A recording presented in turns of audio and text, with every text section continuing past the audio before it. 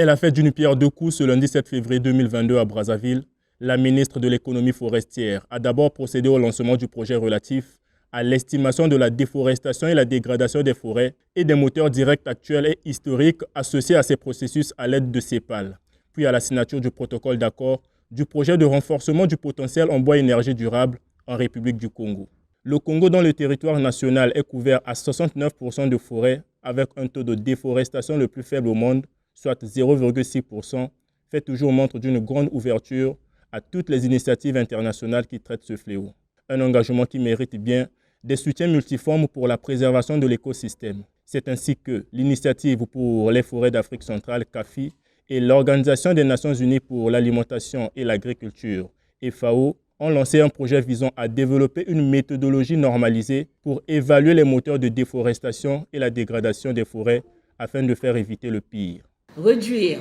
ou limiter la déforestation et la dégradation forestière suppose, dans le contexte du développement durable, la prise des mesures palliatives et le développement des actions appropriées visant à diminuer l'impact des activités anthropiques sur les forêts et à minimiser leurs effets sur l'environnement en général.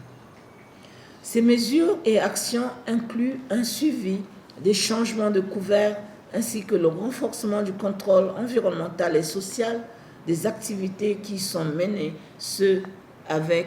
des outils modernes. Estimer les moteurs actuels et historiques sur la déforestation et la dégradation des forêts, c'est bien. Mais trouver des solutions efficaces pour pallier ce fléau, c'est mieux.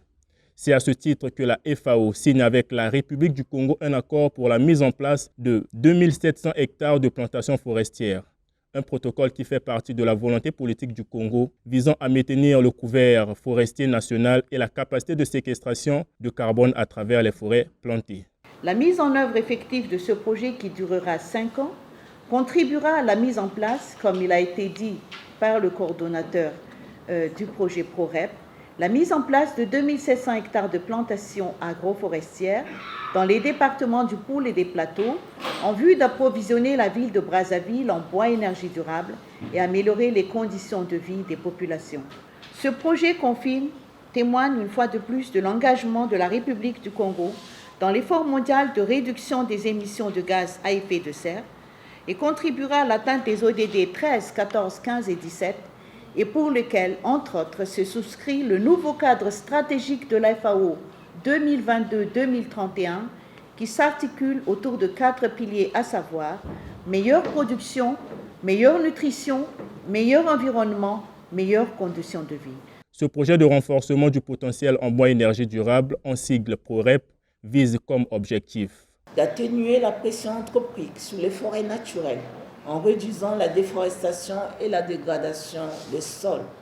d'assurer un meilleur approvisionnement de ces principales villes en bois énergie,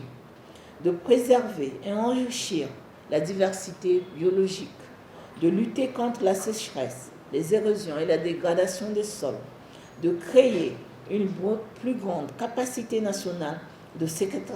séquestration du carbone dans le contexte de l'atténuation des effets du changement climatique, d'assurer l'émergence de l'économie verte et de la croissance soutenue à la fois comme moyen efficace de mise en œuvre et une déclinaison du développement durable dans le contexte de la lutte contre la pauvreté.